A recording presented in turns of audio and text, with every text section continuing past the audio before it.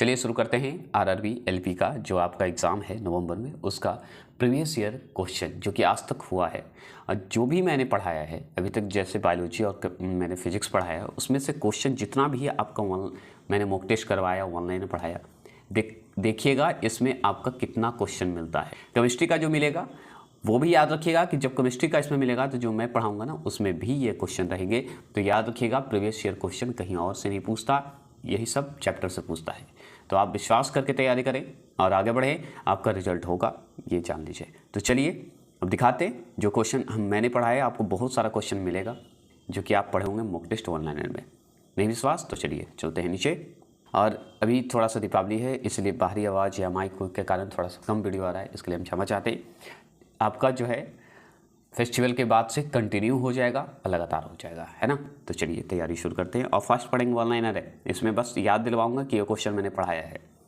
तो चलिए देखिए, जैसे ये क्वेश्चन कितना बार बनाए होंगे, प्रतिरोध का एसआई इकाई क्या है, तो ओम है, बहुत बार पढ़े हैं। चलिए इस जगह पे देखिए, रेनवियर के नोडस सूक्ष्म रिक्त स्थान होते हैं, वह किस में पाए जाते हैं, तो ये माइलिनकृत एक्सोन में पाए जाते हैं। आगे चलेंगे, ये भी मैंने पढ़ा चुका हूँ। सेप्रोट्रॉफ क्या है, तो सेप्रोट्रॉफ जो है कुकुरमुत्ता है, कुकुरमुत्ता मशरूम को बोला जाता है ना। चलिए आगे सवाल है, संवेग को किसके गुणनफल के रूप में व्यक्त किया जाता है, तो द्रव्यमान और वेग के रूप में जो है व्यक्त किया जाता है। किसको, संवेग को। संवेग के बारे में भी पढ़ा चुके हैं, लेकिन अब मैं बार बार नहीं बोलूंगा। अब चलिए पढ़ते चलेंगे। एक उत्तल दर्पण जिसका फोकस लंबाई एफ मतलब वायु में है, एफ है, को एक द्रव में डुबाया जाता है 4/3 में, ठीक है। मतलब द्रव में दर्पण की फोकल लंबाई क्या होगी, तो फोकल लंबाई जो है एफ ही होगा ना, और क्या होगा, कुछ नहीं होगा। चलिए आगे चलें। सर्च लाइट का प्रवर्तक है अवतल दर्पण है, तो सर्च लाइट का जो प्रवर्तक है वो अवतल दर्पण है, ये आप भी जानते हैं, इसमें कोई शक तो है नहीं। ये भी मैं पढ़ा चुका हूँ। ये भी देखिएगा, अलैंगिक प्रजनन से भिन्न है। तो अलैंगिक प्रजनन जो है बताइए में होता है, क्या होता है, जैसे अलैंगिक प्रजनन दो होते हैं, दोनों इन दोनों में से भिन्न है। अलैंगिक प्रजनन में होता है, क्या होता है, दोनों अलग अलग हैं, लेकिन बताइए अलैंगिक प्रजनन में होता है तो नए जीव जनक माता पिता के समान होते हैं, बस इतना जान लीजिए।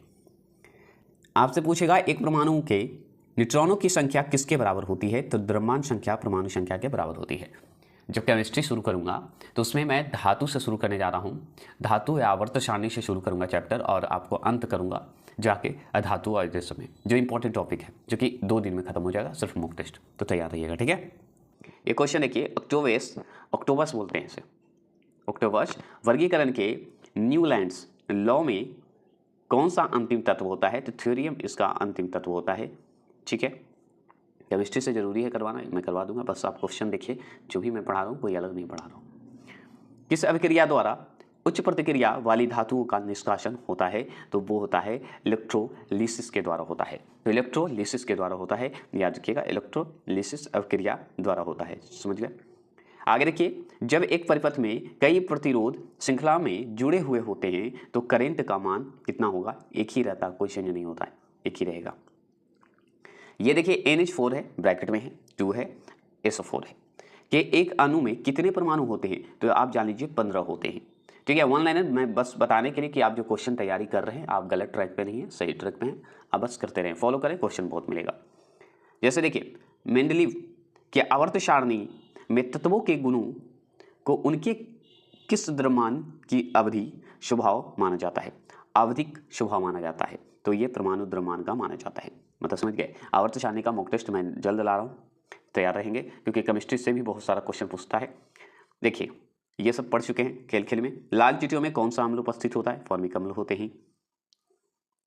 इस क्वेश्चन फिर से सुन लीजिए, मेंडलीव की आवर्त सारणी, मेंडलीव का आवर्त सारणी में तत्वों के गुणों को उनके किस द्रव्यमान का आवधिक स्वभाव माना जाता है, तो परमाणु द्रव्यमान का।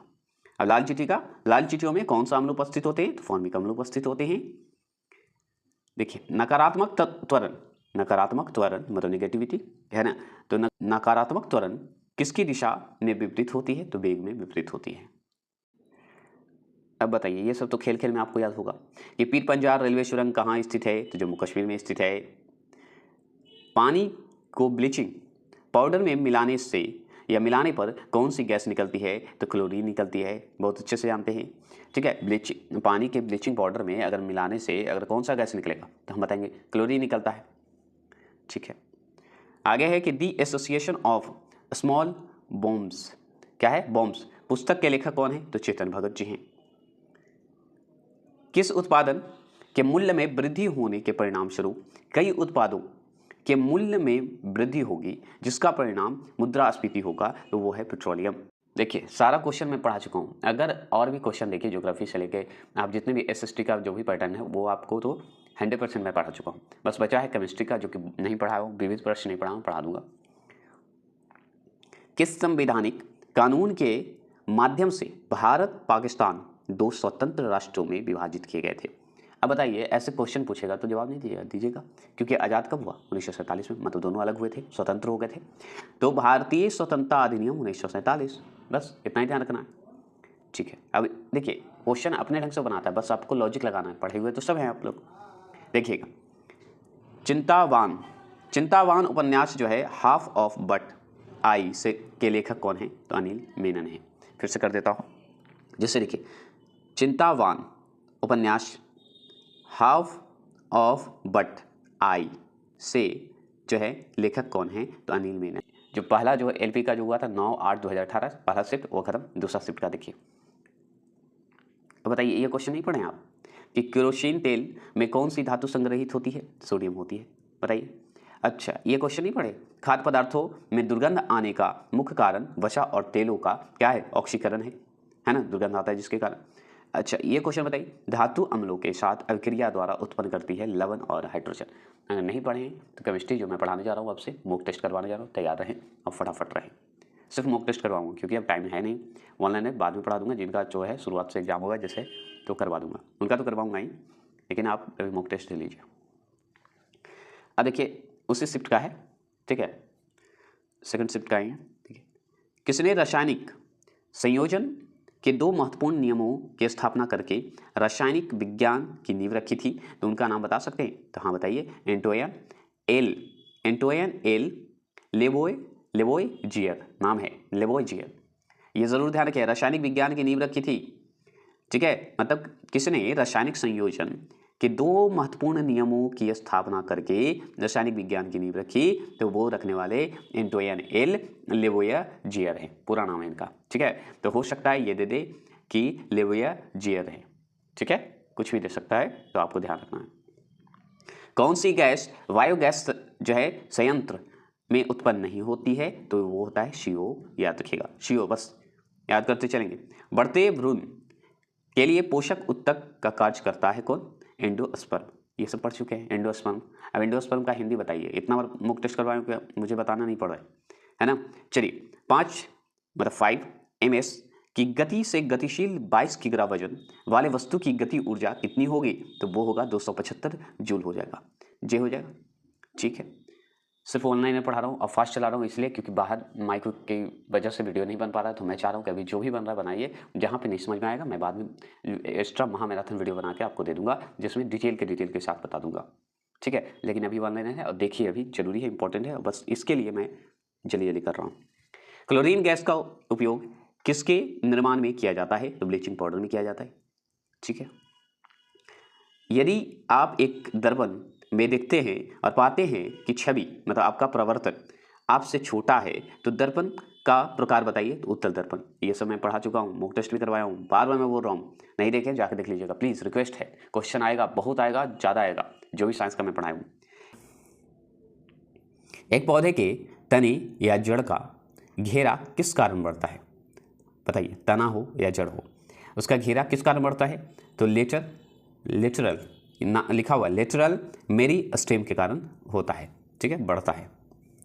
आगे है, एक कंडक्टर का प्रतिरोध किसके व्युत्क्रमानुपाती होता है? तो अनुप्रस्थ भाग का क्षेत्रफल होता है, मतलब व्युत्क्रमानुपाती होता है तो अनुप्रस्थ भाग का क्षेत्रफल होता है। ठीक है, GST लागू करने वाला पहला देश कौन सा था? फ्रांस था।